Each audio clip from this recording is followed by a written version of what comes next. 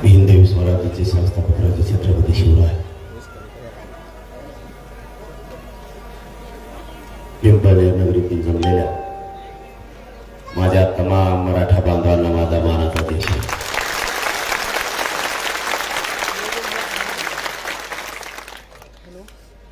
मराठा आरक्षण आणि या आरक्षणाशी जोडलेला मराठा समाजाच्या लेकराचा न्याय, मराठ्यांचे लेकरही मोठे झाले पाहिजे, त्यांनाही अधिकारी बनता आलं पाहिजे, त्यांनाही उच्च शिक्षण घेता आलं पाहिजे. म्हणून महाराष्ट्रातल्या घराघरातल्या करोडो मराठ्यांनी हा आरक्षणाचा लढा उभा केला. ही लढाई सामान्य मराठ्यांनी हातात घेतली आणि या आंदोलनाचं रूपांतर कधी जन चळवळीत झालं कोणालाच कळलं नाही.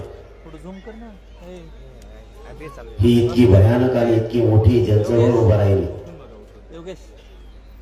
की मोठमोठ्या शक्त्या सुद्धा याला खेटून जमल्या, पण मराठ्यांची एकजूट कुणीच फोडू शकला.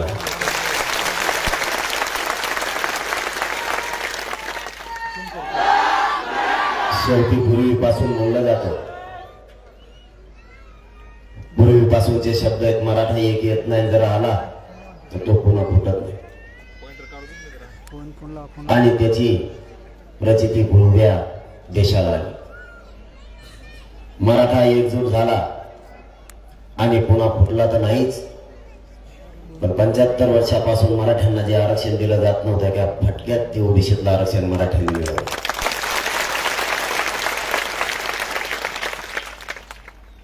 मराठ्यांना 2 प्रकारचं नाव ठेवलं जायचं.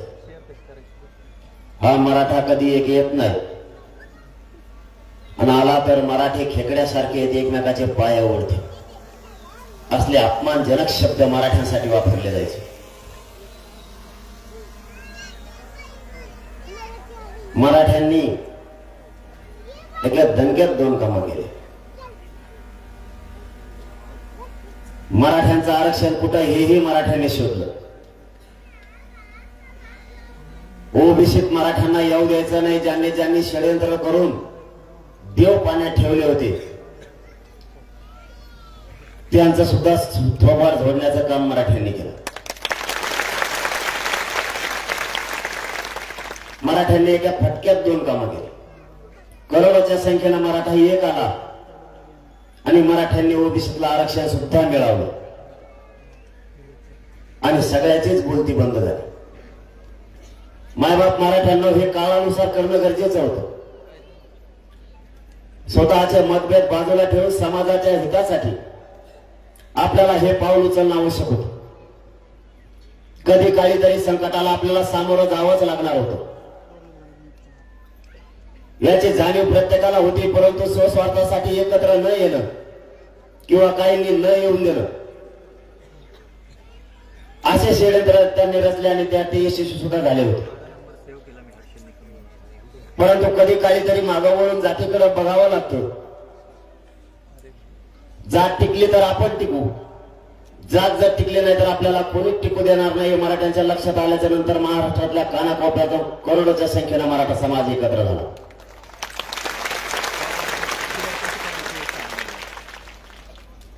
एवढ्या मोठ्या बलाढ्य सरकारला खेटण्याची ताकद सुद्धा मराठ्यांनी ठेवली.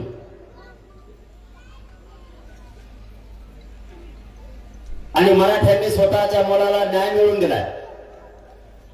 आतापर्यंत मराठ्यांना 57 लाख नोंदी मिळाल्या. तो आकडा 63 लाख झाला असं कळतंय. आणि ज्याच्या नोंदी मिळाल्या त्याच्या परिवारानुसार आतापर्यंत 1 ते 1.25 करोड मराठ्यांनी आरक्षण घेतलं. आता प्रश्न राहिला, ज्या मराठ्यांच्या नोंदी मिळाल्या नाही त्यांचा प्रश्न शिल्लक राहिला.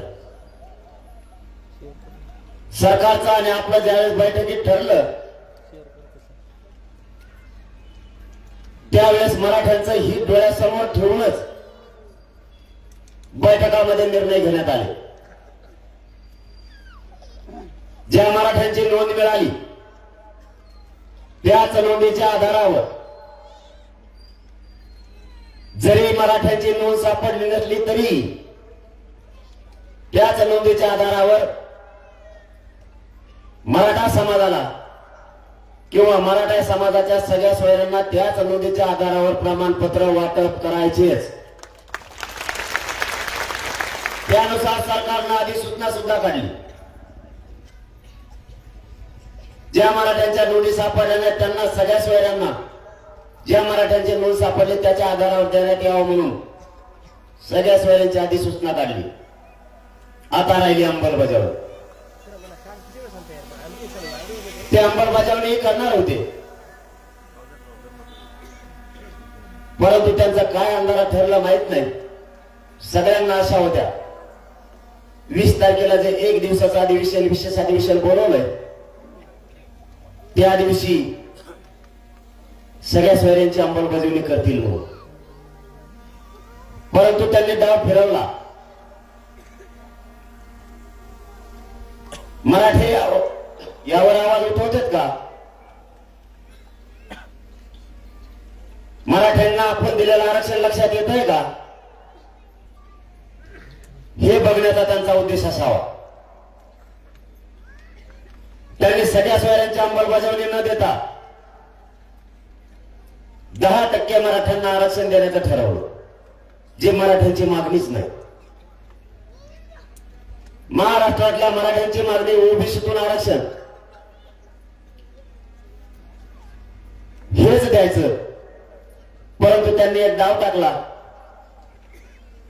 10% आरक्षणाला मंजुरी दिली। आता ते 10% आरक्षण टिकणार आहे असं त्यांचं म्हणणं आहे। पण आपण जर मागलाय पाठीमागचा इतिहास बघितला तर 2018ला मराठ्यांना 12-13% आरक्षण दिलं होतं। ते आरक्षण 50%च्या वर गेल्या म्हणून टिकलं नाही। मग जर ते आरक्षण 50%च्या वर गेल्यामुळे टिकत नाही तर हे सुद्धा टिकणार नाही। त्यांनी सांगितलं हे टिकतंय, आपलं त्यांना चॅलेंज आहे। या पिंपळणे नगरीत मुख्यमंत्र्याला पण आणि उपमुख्यमंत्र्याला हे जर आरक्षण टिकणार आहे तर विधानसभेच्या पटलावरती तुम्ही सांगितलंय मराठा समाज 10% मागासिद्ध झालाय। जी जात किंवा जो समूह मागासिद्ध होतो ती जात किंवा तो समूह मागासिद्ध झाल्याच्या नंतर ओबीसी आरक्षणात घालावा लागतो। मग मराठे जर 10% मागासिद्ध झाले तर मराठ्यांना 50%च्या वर वेगळा प्रवर्ग करून हे 10% देण्याचं कारण काय? याचं उत्तर त्यांच्याकडे नाही। ओबीसी आरक्षणात मराठ्यांना घाला, मराठ्यांचा समावेश ओबीसी आरक्षणात करा। त्यांनी ते न करता 50%च्या वरती वेगळा प्रवर्ग केला। मायबापावरती 10% आरक्षण टिकू शकत नाही। इंदिरा साहनीचं जजमेंट सांगतं 50%च्या वर गेल्याच्या नंतर आरक्षण। 18ला जे आरक्षण दिलं होतं 13%, त्यावेळेस ओबीसीच्या सगळ्या सवलती लागू होत्या, कारण जी जात मागासिद्ध होईल त्या जातीला ओबीसीच्या सगळ्या सवलती द्याव्या लागतात। या 10%त ओबीसीच्या सगळ्या सवलती नाहीत। या 10%त इंजिनिअरिंग नाही, मेडिकल पण नाही, एमबीबीएस नाही, सरळ सेवा भरती नाही। आणि मग हे दिलं काय? पहिलीच ऍडमिशन घ्या दिलं काय? हे दिलं कशाला? ज्या आरक्षणात माझ्या त्यांच्या पोरांचं हित नाही, ज्या आरक्षणामुळे माझ्या मराठ्यांचे पोरं मोठे होणार नाही, ते आरक्षणच आम्हाला नको। आणि तसं पाहिलं तर हे आरक्षण आपण मागितलेलंच नाही, हे मागितलं होतं दोघा तिघांनी आणि त्यांना 200-250 जणांना ते लागतं। आम्हाला करोडो मराठ्यांना ओबीसीतून आरक्षण लागतं, ते जाणून घ्यायला।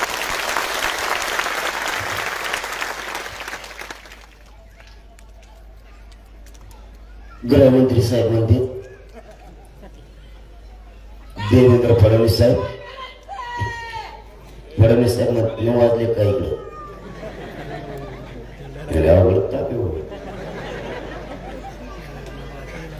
काय संख्या कमी व्हायला वाटतं हे आरक्षण मिळालं त्याच्यावरच काम करावं लागतं का करणार सापडून आणायचं यांच्या मागत लागायचं.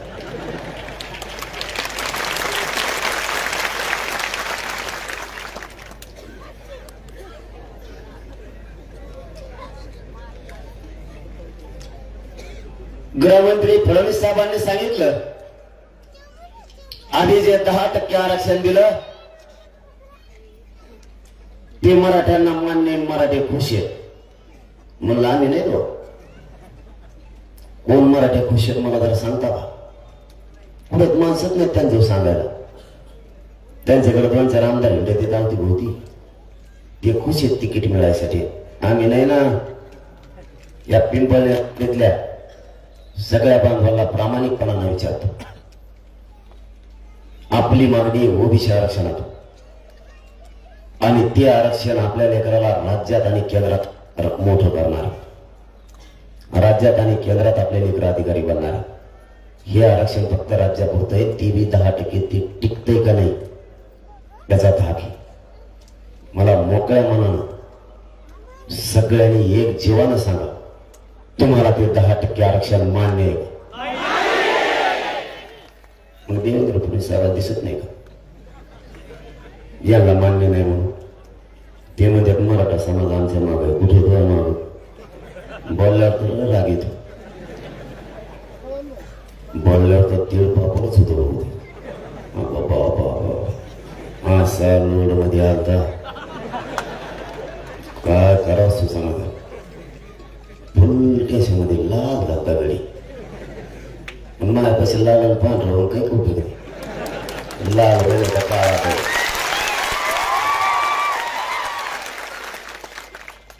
मी सोडित नसतो माझ्या कचाट्यात आल्या कारण मी वाटा गेलो 6 महिने प्रामाणिकपणानं सांगा देवेंद्र फडणवीस साहेबांचं 6 महिन्यात मी एकदा नाव नाही घेतलं. मग तुम्ही जर 6 महिने झालं माझ्या मायबाप करोडो मराठाला येड्यात काढता तुम्हाला कसं काय सुट्टी देईन मी? आणि मी असं काय म्हणलो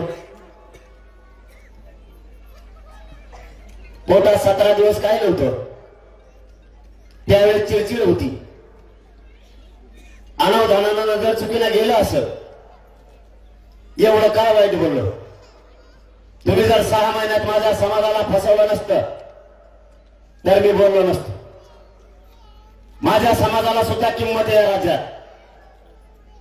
आमच्या समाजाची सुद्धा प्रतिष्ठा आहे. एवढ्या मोठ्या संख्येनं मराठा समाज असून तुम्ही जर त्याला येण्यात काढणार असाल तर माझी तर पायाच्या आगमस्तकात गेलीच असेल ना.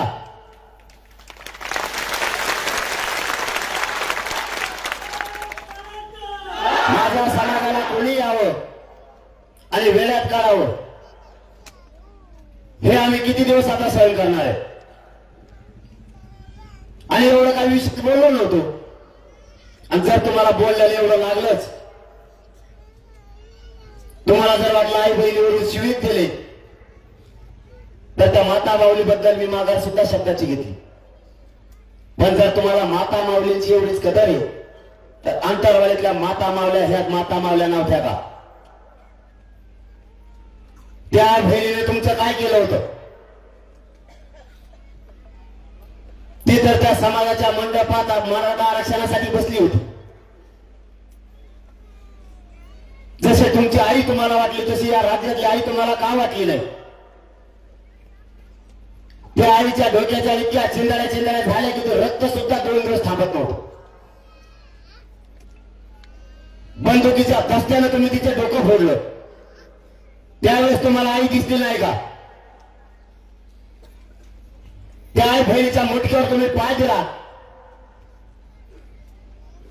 आणि त्यांच्या छातीत आणि पोटात गोळ्या घातल्या. त्यावेळेस तुम्हाला ती आई नाही वाटली का? 9 वर्षाची मुलगी तिला रस्त्याला चालता येत नाही, तिच्या पायात तुम्ही गोळ्या घातल्या. त्या लेकराच्या पायातली गोळी काढली त्यावेळेस 1.5 लिटर तिच्या पायातून पाणी निघालं. त्यावेळेस तुम्हाला तिच्या आई बहीण दिसली नाही का? ज्या मराठ्यांच्या पोराच्या पाठीत आणि छातीत गोळ्या लागल्या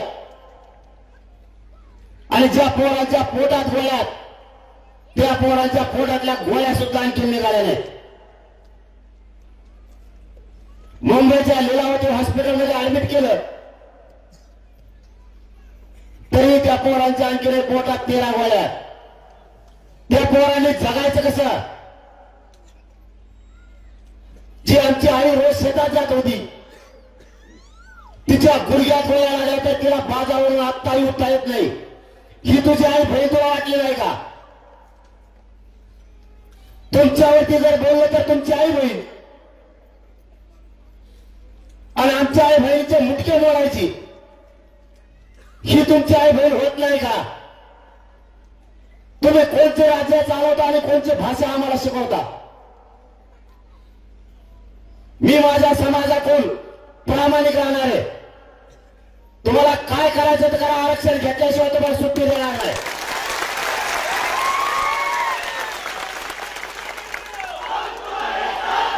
वारे राज्य करते, या राज्याचा पालक होतो तुम्ही स्वीकारायचं. जनतेची मायबाप म्हणून जबाबदारी तुमच्यावर. आणि ज्या माता माऊल्यांना मार लागला ती माता माऊली तुमची नाही, तुमच्या घरातलीच फक्त तुमची. आणि राज्यातल्या माता माऊलीच्या डोक्याच्या चितळ्या झाल्या तरी ती तुमची नाही. ही राज्याला तुम्ही वागणूक देणार आणि संविधानाच्या पदावर तुम्ही बसणार आणि नियमाची गरीमावा पाडण्याचं काम तुम्ही आम्हाला शिकवणार. त्या मंडपामध्ये एक माता माऊली बसली होती, 4 महिन्याचं लेकरू मांडीवर घेऊन. एकाएकी प्राणघातक हल्ला झाला आणि त्या आईला उठ्या सुद्धा आलं नाही. उठायच्या अगोदर इतका मार तिच्या डोक्यात पडला की ते लेकरू झाकावं की इथून पळावं तिला कळत नव्हतं. तोपर्यंत पूर्ण डोकं फुटून गेलं होतं. त्या आईच्या रक्ताने 4 महिन्याचं लेकरू पूर्ण रक्ताने माखलं होतं. त्यांच्या डोक्याने 34 टाके पडले. आणखी ते टाके वाढत नाही. त्याच्यात तुम्हाला तुमची आई बहीण दिसली नाही का? त्यावेळेस तर गृहमंत्र्यांनी जाहीर सांगितलं होतं, माझ्याच पोलिसांना मारलंय. तू या राज्याचं पालकत्व स्वीकारायचं, या जनतेनं तुम्हाला मतदान करायचं, तुम्हाला मंत्रिपदावर बसवायचं. त्या राजगादीवर तुम्हाला या मराठ्यांनी बसवायचं. मग ही माता माऊली तुमची असतानाही तिच्याकडून न बोलता तुम्ही म्हणायचं माझ्याच पोलिसांना मारलंय. तुमचे पोलीस की जनता याचा सुद्धा तुम्हाला जर फरक कळणार नसला तर तुमचे सुद्धा टांगे आता आम्हाला पलटी करावीच लागणार.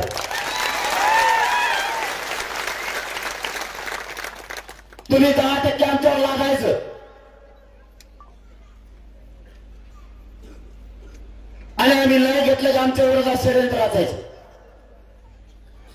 ही तुमची सत्तेचे गैरवापर करण्याची पद्धत. याच मराठ्यांनी तुम्हाला तिथं बसवलंय आणि त्यांच्याच पोराच्या विरोधात तुम्ही उठला. तुम्ही 70-75 वर्षात आम्हाला काहीतरी दिलंच नाही आणि आमचं लढून मिळवायला लागलो त्यातही तुम्ही देत नाही. राग तर इतका आला, मी थोडं काय बोललो तर लगेच यासाठी नेमली. आमच्या बहिणीला मारलं त्यावेळेस नेमायची ना, मग त्यावेळेस नाही जमलं, आता नेमली. आणि मायबाप मराठ्यांना असं काय वाईट बोललो मी माझ्या मराठा समाजाला न्याय मागला. ते मागत असताना जर तुम्ही बोलू नको म्हणणार असला तर मी रोज बोलणार आहे, तुला काय करायचं तर कर. आता नेमली यासाठी एका रात्री नेमली बी अशी. अगोदर बोललो मी जरूर असं ते म्हणतात, माझ्या बोललो तुम्ही. नेमली एका रात्रीत ठरलं म्हणले यासाठी मंजुरी द्यायची. विधानसभा अध्यक्ष तट झाले लगे त्यांनी 10 मिनिटात मंजुरी दिली. लगेच गृहमंत्री ताडकून उठले. त्यांना सहजासहजी उठता येत नाही, पण त्या दिवशी तटकून उठले. उठले म्हणले हिची ताबडतोब अंमलबजावणी केली जाईल. अरे पठ्या यासाठी पोलीस चौकशा ह्या खुना केल्या असतात. मी काय 1,500 खुना केलेत का म्हणून चौकशी करायची? कुठं हजारो कोटीचा घोटाळा केला मग नेमाव. हजारो कोटी घोटाळा करणार हे तुमच्या आजूबाजूला सुगंध्या अगरबत्त्या असल्यासारखे हे कधी आणि चौकशी मग करता. माझ्याजवळ काय चौकशीला? माझ्या घरावर 13 पत्रीत सिमेंटाची ते काढून घेऊन का तुझ्या घरावर टाकी तू आणि मी कुठं भेटतोय चौकशीला? माझ्या बापा मराठ्यांसाठी मी मरायला तयार आहे, पण आरक्षण घातल्याशिवाय याला सोडितच नाही. किती दम आहे मला बघायचा होणीचा. मी त्याला सांगितलं होतं माझ्या नादी लागू नका, तुम्ही गलत जागेवर हात घातला. तुम्हाला वाटलं असेल मी कुणाला बेडी लागते माझ्या पक्षात येत आहे. मी पक्षात मोडून टाकत असतो का आपण तिकडे येत नसतो. पक्ष जळून दे तिकडं, इथं म्हणजे जात मोठी करायचं पडलंय आम्हाला. त्याला वाटलं भिवून बघावं म्हणून त्यांनी यासाठीच नेमली. आता मी त्या दिवशी होतो दवाखान्यात संभाजीनगरला. सलाईन लावलं होतं, मला ऑपरेशन सुटलेलं होतं. त्याच्यावर 2 दिवसांनी ती यासाठी नेमली आणि मला 4 दिवस झाल्यावर कळलं की चौकशी येणार आहे.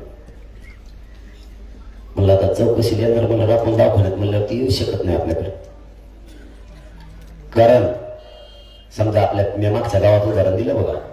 समजा आपल्या पिंपळनेरमध्ये एखादे भांडणं झाले आणि जर केस एकमेकावर केली तर पोलिसांनी आले ते आणि त्याला जर नाही झाले आणि केस केली त्याला माहिती आता आपल्याला अटक होणार. ते लगेच कारण करतं मग पोट दुखायला लागलं म्हणतो मग दवाखान्यात नाही.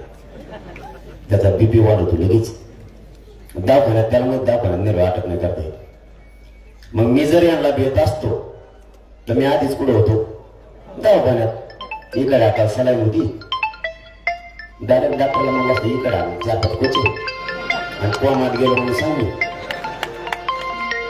नाही तर मागच्या दाराकडून पळून गेलो असतो. मला माहीत झालं की माझ्या चौकशीला येणार आहे. मी डॉक्टरला सांगितलं उद्या सकाळी मी 10 वाजता सुट्टी करणार आहे, मी नीट झालं म्हणून सांग. मला अंतरवालीत जायचं कारण ती अंतरवालीत येणार आहे माझ्याकडे. काय तरी सापडायला लावायची इकडे तिकडे तिच्याच पुढे घेऊन बसू. 2 दिवस झालं वाट बघितली यायला का ती बोकड हिंडे ती गुन्हा मी. मग मी त्याला दौरा सोडून मला कवा फोन कर लगेच तुझ्या पुढे हजर. मला बघायचं ती चौकशी कशी असते. मला एक तर बरेच दिवस यासाठी म्हणजेच काय कळलं नाही हे कसं काय लपड असते. पण ती चौकशी करीत असते मला येऊ देईन काय नका. माया माग कोणीच नाही. माया माग हे समाज. ते म्हणजे हे राजकारणी आहे ते राजकारणी. याच्या आधी म्हणत होते एकनाथ शिंदे साहेब माया माग. नंतर म्हणले देवेंद्र फडणवीस. त्यांना दोघं सापडले नाही म्हणले अजित पवार. ते नाही सापडलं. नाही म्हणले उद्धव ठाकरे साहेब. नाही म्हणले ती बी नाही दिसत. म्हणले मग शरद पवार. ते दिलं सोडून म्हणले बच्चू कडूची. सगळ्यात दिले सोडून म्हणले प्रकाश आंबेडकर साहेब. मग म्हणले राजू शेट्टी. मग आता सगळे सापडून आला म्हणले राज ठाकरे साहेब. सगळे संपले पक्ष. त्यांना मिळत लागाना मागं कोणी. आणि आता यासाठी नेमली यासाठी नुसती नियमा तुम्ही माझ्याकडे तिला येऊ द्या. अर्धे मंत्रीच होत ते तुमचे त्याच्या फोन केलेलं मला सगळ्यात जास्त. हे बाकीच्यापेक्षा आमक करा तमक करा मला जाय तिकडे मी नाही करीत काही. मी बी माझ्याकडे पडेल मी खपाखप टाकून देत असतो सगळ्या. सगळा कार्यक्रम वाजवून टाकेन यांचा. मी काय शहाण आहे का माझ्या जातीत वाटोळा करायला गेला मी तुमचं वाटोळा करीत असतो. मला म्हणले मुख्यमंत्री साहेब तर म्हणले लिमिट तोडलं की मी करेक्ट कार्यक्रम करीत असतो. मला म्हणजे 6 महिने द्यायचा वेळ आम्ही तुम्हाला. तुमच्या शब्दाचा मान राखायचा माझ्या मराठीने. आणि तुम्ही महाच कार्यक्रम करणार. करेक्ट. मग मी बी परदेश सांगून टाकलं. म्हणलं आपलं काय ढिल्लं सोडायचं, कारण आपला कोणीच मित्र नाही या जगात. आपलं दैवत फक्त एवढं समाधान याचं काय तुम्ही बाकी त्याला मोठी होत नाही. त्यांना मी काल सांगून टाकलं परवा. तुम्ही जर लिमिट तोडल्यावर करेक्ट कार्यक्रम करीत असाल तर तुम्ही सुद्धा मर्यादा सोडल्यावर मराठी सुद्धा करेक्ट कार्यक्रम करीत असते. अहो शिंदे साहेब, तुम्हाला एवढं तरी समजायला पाहिजे होतं. प्रत्येक भाषणात आम्ही सांगतो शिंदे साहेब देऊ शकते मराठा आरक्षण. आणि मराठ्यांना सुद्धा वाटत होतं की हा माणूस मराठ्यांना आरक्षण देऊ शकतो. हाताने मराठ्यातली चव तुमची घालून घेतली तुम्ही. त्याचं ऐकून मराठ्यात तुम्हाला मान सन्मान होता. तो मान सन्मान सुद्धा तुम्ही घालून बसला. लिमिट तोडल्यावर मी करेक्ट कार्यक्रम करीतो म्हणल्यापासून मराठी सगळे तुमच्या विरोधात गेले. तुम्हाला बोलताना तुमच्या पदाचं आणि जबाबदारीचं तरी भान असायला पाहिजे होतं. तुमच्या एका शब्दावरती मराठ्यांनी वेळ दिलेला आहे तुम्हाला. तुमचा केलेला मान सन्मान तुम्ही विसरून गेलात आणि मराठ्यांची नाराजीची लाट अंगावर घेतली. आम्हाला आमच्या लेकरांपेक्षा मोठं कोणी नाही. तुम्हाला काय करायचं ते करा, आम्ही नाही हटत आता. मग त्यांनी आता दुसरा डाव चालू केला. मला काय म्हणले ते माहितीये का? तुम्हाला टाइम आहे का? बोलू का? कवर मी मग हवे ना कार्यक्रम इकडे.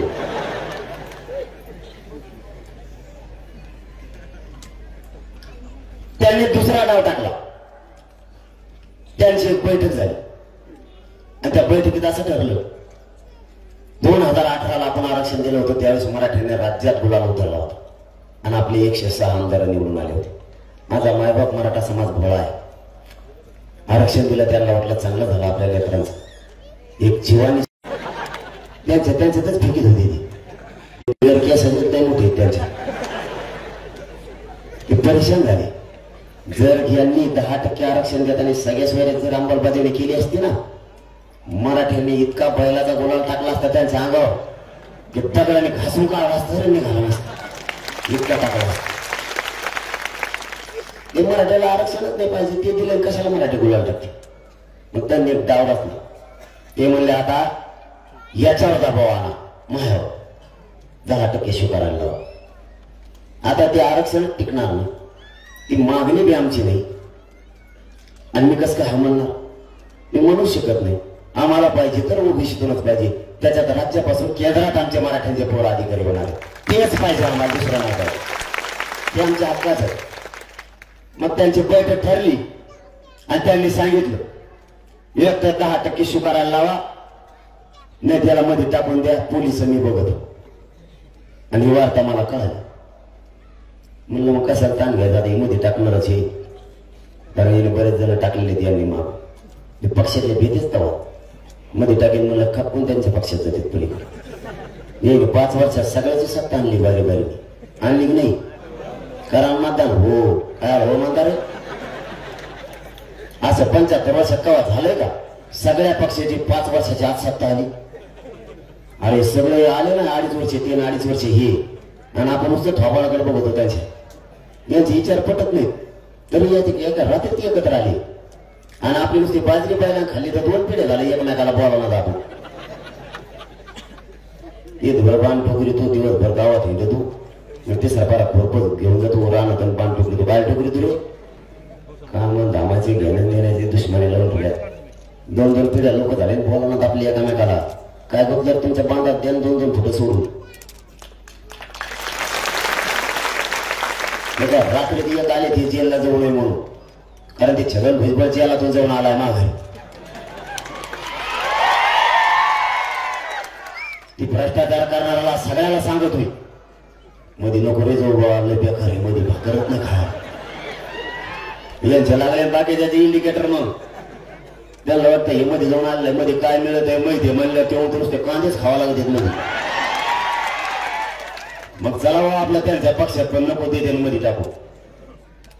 तो सगळ्याला सांगतोय, कोणाचा नंबर आज जायचा तिथला खावत जाऊन काना सांगतो जाय त्या पक्षात पण मध्ये नको जाऊ, मध्ये कळत नाही खायला माहिले आडबड झाले. मग तर पैसे कमी द्यायला गेले सगळे आणि आज कांदे देत नव्हत नीट खायला. लय लापट गडी येते हो एवढ्याच. आता गपे घार झोपला 2-4 दिवस जस काय बर्फात नेऊन टाकला बिसाना सुद्धा. त्याला वाटलं असं बरं झालं माझ्या तिकडे गेला, आता चाललंय त्यांचं लपलं तिकडं हो द्यायचं आता. पण तू का मध्ये बोलला का त्याकडे बोलणारच आहे, तुला सुट्टीच नाही. आता सध्या तेव्हा माझ्या बघते बाजूनी यांनी आपल्याला काही दिलं नाही आणि यांच्या वाचन आपला काही गुतत बी नाही. माय बापा होतो मला सांगतो, कोणी काय आपला 10 रुपयाचं तेल मीठ आणून देत नाही. स्वतःच्या लेकरासाठी लढायचं शिका, यांच्यासाठी बस झाला. यांनी दावराच लावायला मध्ये टाकून द्यायचं मला. मीच सांगून टाकलं, कारण मान्य न्यायालयाने काय सांगितलं, 24 तारखेला जे राज्यात रास्ता रोको होणार आहे ते फक्त शांततेत करा. न्यायालयाचा मान ठेवून महाराष्ट्रभर शांततेत रास्ता रोको झाले, तरी दुसऱ्या दिवशी गृहमंत्र्यांनी का गुन्हे दाखल करायला लावले. दुसरी गोष्ट, या आंदोलनाबाबत जे सुरू होतं आमरण उपोषण आंदोलनातलं, त्या विरोधात याचिका दाखल झाली होती ते करण्यात येऊ नये म्हणून. न्यायालयाने 13 मार्च तारीख ठेवली होती. ती तारीख गृहमंत्र्यांनी ॲडव्होकेट जनरल सराफ साहेबांना उभा करून 22 फेब्रुवारी. आपलं आंदोलन कधी 24 फेब्रुवारीला. तारीख कधीची होती 13 मार्च. अलीकडे कधी घेतली 22 फेब्रुवारीला. म्हणजे आपल्या आंदोलनाच्या अगोदर 2 दिवस अलीकडे घेतली. मग डोकं ताळीने जाणार तर काय होणार. कारण खाजगी याचिकेत तुम्हाला अर्ज करताच येत नाही सरकारला, आणि सरकारला जर अर्ज करायचा असला तर तो सेपरेट ॲडव्होकेट जनरल उभा करून याचिका दाखल करू शकतो. दुसऱ्याच्या सदावर्तीची याचिका तुम्ही कसं काय गेली. तरीही मराठ्यांचं नशीब चांगलं, तोही मान्य न्यायालयाने निकाल आपल्याच बाजूने दिला, जनतेच्याच बाजूने दिला. पर्यायांनी डाव टाकला ते झालं 2. तिसरा, 6 महिन्यापासून सांगतात आंतरवाली राज्यातले गुन्हे मागे घेऊ. 6 महिने झाले सांगतात प्रक्रिया सुरू आहे. तुम्हाला 4था मुद्दा सांगतो, सगळ्या सोयऱ्यांची अंमलबजावणी लगेच आता करू असं म्हणत 3.5 महिने ढकललं. तुम्हाला 5वा मुद्दा सांगतो, शिंदे समितीला मुदतवाढ देऊ असं 3 महिन्यापासून सांगतात. तुम्ही अशा अर्धा चुका करणार आणि पुन्हा आमच्याकडून आंदोलन न करण्याची अपेक्षा तुम्ही कसं काय ठेवणार. यांनी चुका केल्या, त्याच्यानंतर पुन्हा 2 केल्या.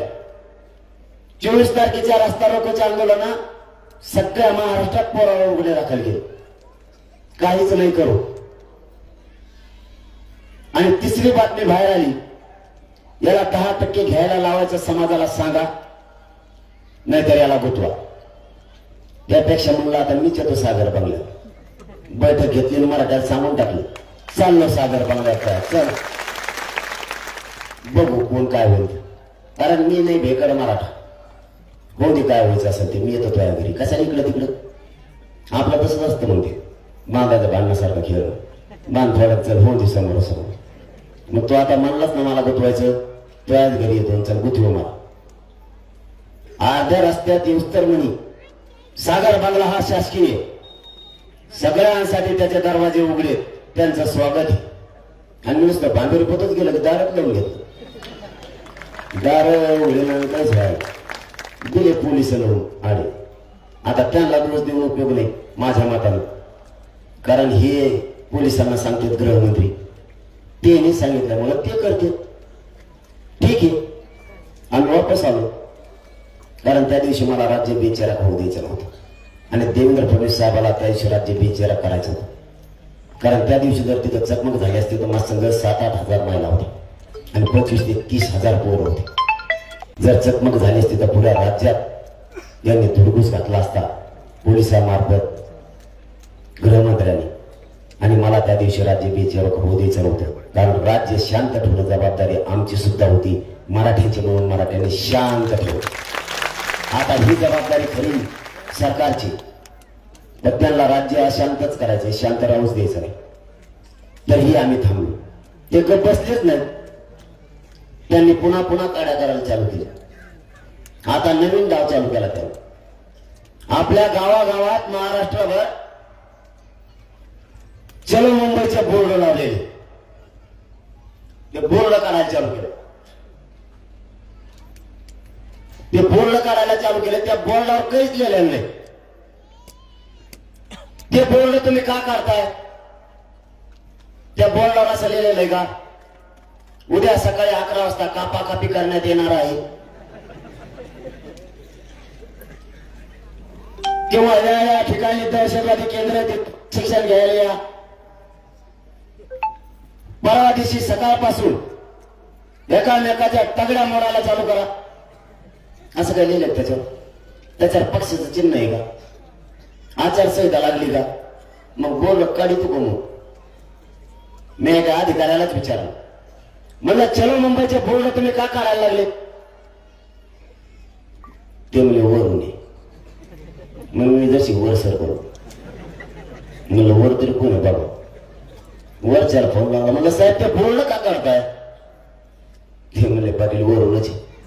मग आणखी वर सर करू, मी बी वर सरकत असतो. कमिशनरला फोन लावला, म्हणलं साहेब ते बोर्ड चलो मुंबईचं काढायचं काय कारण?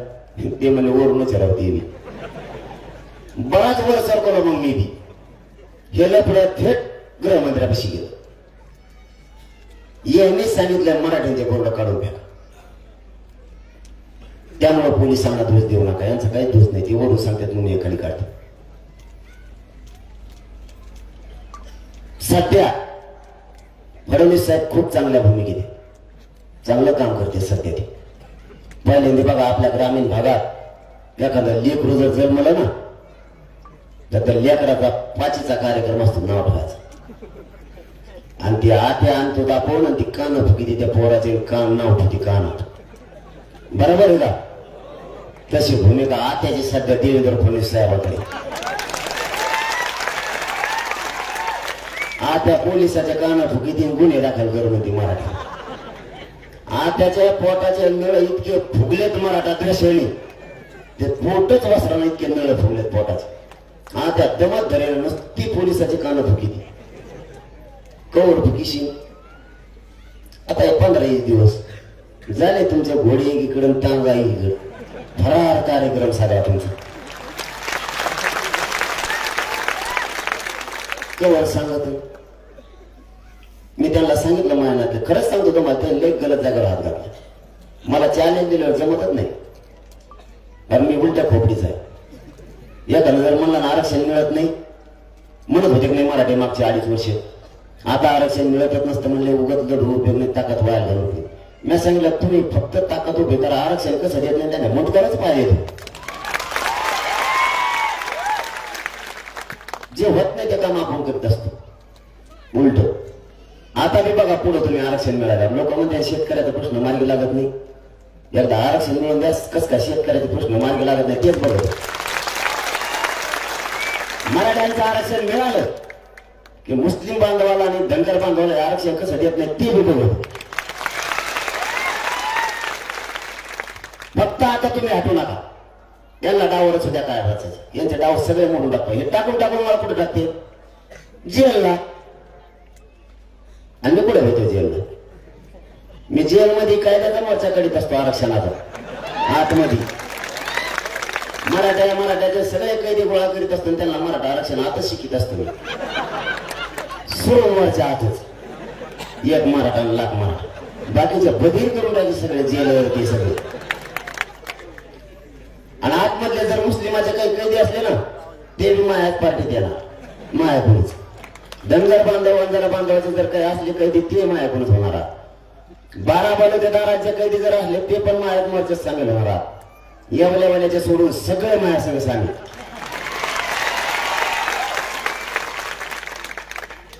तुम्ही कुठं ठेवा, मराठ्यांना ओबीसीतून आरक्षण घेतल्याशिवाय तुम्हाला सुट्टी नाही.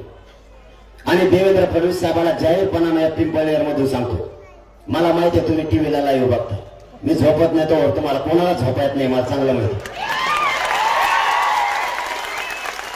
काय बोलतो ही शिकमा सगळ्याला ठुले ते तिथं फक्त हिंदीतलं मला लिहिता येत नाही त्यांना. मी इकडून काय बोललो त्यांना हिंदीत कळत नाही, त्यामुळे ते लिहितात नाही. मराठीतलं सगळं लिहित होते, ही शिकमाणसं ठुले ते दिवसभर काय बोलतो लिहा. मी पिंपळनेरमधून तुम्हाला जाहीरपणानं सांगतो, उगाच मराठ्यांच्या नावे लागायच्या भानगडीत पडू नका. सगळ्या सोयऱ्यांची अंमलबजावणी ठरल्याप्रमाणे करा. हैदराबादच्या गॅजेटसह जे गुन्हे आणि शिंदे समितीच्या विषयात आपले ठरलेले 6-7 विषय ते घेऊन टाका आणि सगळ्या सोयऱ्यांची अंमलबजावणी करून मराठ्यांना आरक्षण द्या. मराठ्यांच्या नादी लागू नका. तुम्हाला सोपं जाणार नाही. ते ठरल्याप्रमाणे सगळं द्या. आम्हाला राजकारणाचं काय देणं घेणं नाही. जाहीर पिंपळनेरमधून सांगतो, आम्हाला आमचे लेकरं मोठे करायचं, आम्हाला राजकारणाचं देणं घेणं नाही. तुम्ही जर सगळ्या सोयऱ्याची अंमलबजावणी केली तर हेच मराठा तुम्हाला डोक्यावर येऊन नसते, आणि तुम्ही नाही केली तर हेच मुलग्यावर आपली. कारण आमच्या लेकरापेक्षा आम्हाला कोणी मोठं नाही. त्यातले त्यात बिलवाल्याने एवढा धमाका करून दिलाय. तुम्ही झोपाना दुसऱ्या राज्यातल्या जिल्ह्याला झोपून द्यायला. कुणी आणलं गण सापडून ते 3404 उमेदवार झाले म्हणजे कोणाला झोप आहे ना. सरकार तर फुल टेन्शन मध्ये. तुम्हाला कोण असले गणित शिकित आहे कोण नाही त्यांचे तुम्हालाच मिळतो.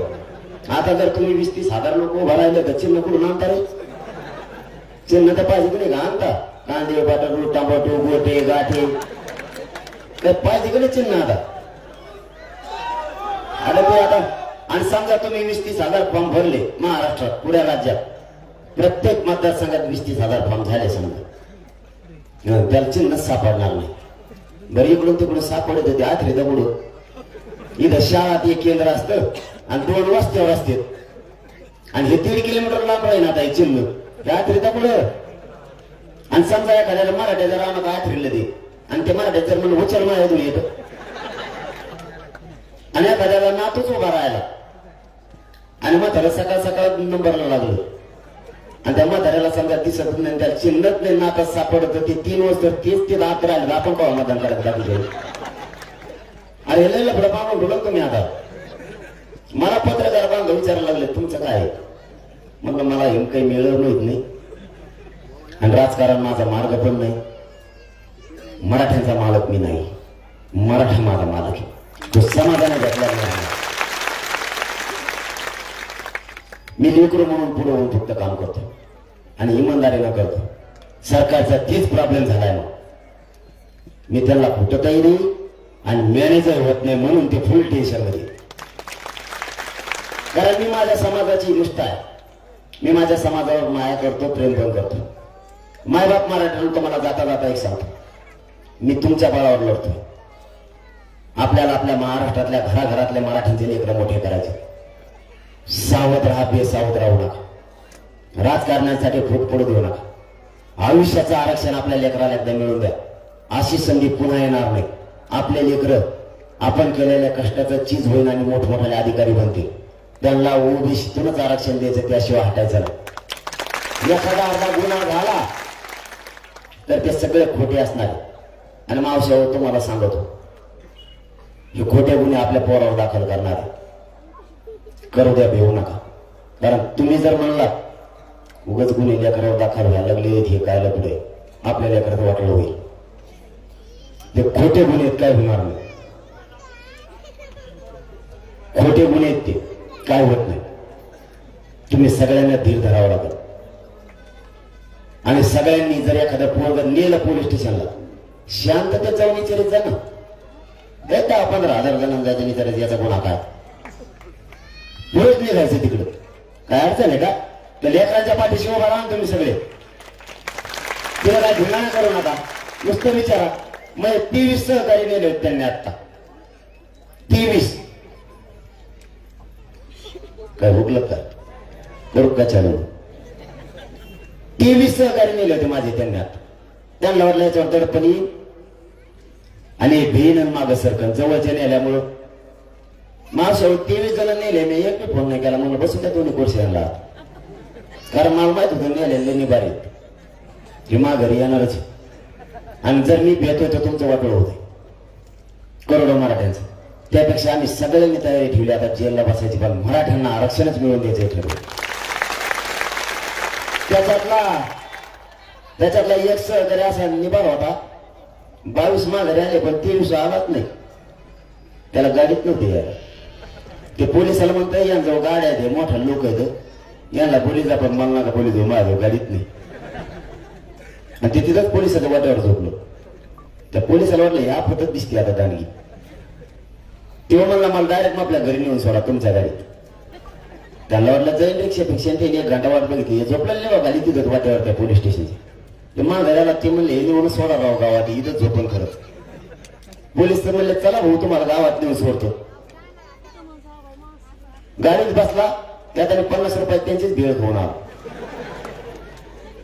ते म्हणले सगळ्यांना येईल पण तुला कवाच नेणार नाही, कारण आपल्याला आता घाबरून नाही जमणार. पोरं जर मोठे करायचे असले तर. आणि मी तुमच्या पाठबळावर आणि तुमच्या जीवावर लढतो आणि माझी जीवाची बाजी लावून लढतो. मी भेट नाही आणला. मी जर यांना भेट असतो ना तर ही सलाईन तोडून मराठ्यात आलोच नसतो. मी मराठ्यासाठी बोलायला भेटत नाही. तुमची कधी साहेब देऊ द्या, तुम्हाला कुठे यायचं देऊ द्या, मी कुठे पण यायला तयार आहे. माझी कशातही तयारी. फक्त माझी एकच इच्छा आहे देवाकडं, फक्त आरक्षण मिळूस तर माझ्या शरीरानं मला साथ दिली पाहिजे, कारण माझं शरीर मला साथ द्यायला. यांच्या मुंडक्यावर पाय देऊन जर आरक्षण नाही घेतलं ते जाऊ पुढं. हे कसे आरक्षण देत नाही तेच आता बघायचं. तुम्हाला तुमची रिस्क लागली, मला माझ्या जातीची सुद्धा रिश आहे, माझ्या जातीची सुद्धा प्रतिष्ठा आहे, माझ्या जातीला अस्मिता आहे. ते टिकवणं सुद्धा आमची जबाबदारी. कधी काही जर तुमची गरज पडली तर स्वतःच्या लेकरासाठी घराच्या बाहेर पडा. एकदा हाक दिली होती अंतरवालीला, 1.5 ते 2 करोड मराठी अंतरवालीत आले होते. पुऱ्या जगात मराठीची एकजूट दिसली होती. जर सरकार असेच खोटे गुन्हे दाखल करत राहिलं आणि आपल्यावर जर दहशत दडपण आणत राहिलं तर पुन्हा एकदा मराठ्यांनी लाखोच्या संख्येनं नाही 4 ते 5 कोटी मराठी पुन्हा एकदा एकत्र आले पाहिजे. 200 किलोमीटर आपल्याला तो भरायला जागा नाही मिळाली पाहिजे. इतक्या ताकदीने गावाची गावं झाडून पुसून बाहेर पडा. पुन्हा एकदा जगाला मराठ्यांची शक्ती दाखवायची. कारण हे जर आपल्या लेकरांचा छळ करीत असले तर आपल्याला शांत बसून चालणार नाही. माझा शब्द आहे तुम्हाला, यांनी माझी मान जरी कापली ना, मी मुंडकं तोडून द्यायला तयार आहे, पण आरक्षण घेतल्याशिवाय आता मला वाटत नाही. तुम्ही फक्त एकजूट आता फुटू देऊ नका. मी काय वाईट करत नाही. माझ्या गोरगरीब करोडो मराठ्यांचे पोरं मोठे व्हावेत म्हणून मी लढतोय. इथं राजकारणी मराठा असो किंवा नोकरदार मराठा असो, व्यावसायिक मराठा असू द्या किंवा शेतकरी मराठा असू द्या, कष्टकरी मराठा असू द्या, सगळ्यांना आरक्षण लागणार आहे. म्हणून जाता जाता एवढंच सांगतो, आरक्षण आपल्याला मिळवायचंय. एकजूट राहा आणि काही झालं तरी मराठ्यांच्या डोक्यावरती आरक्षण देऊन गुलाल टाकल्याशिवाय 1 इंचही मागे हटणार नाही. शब्द तुम्हाला देतो आणि थांबतो, कारण आजान सुरू झाले, आपल्याला थांबावं लागणार आहे. आजान सुरू झाले. धन्यवाद. एबीपी माझा, उघडा डोळे बघा नीट.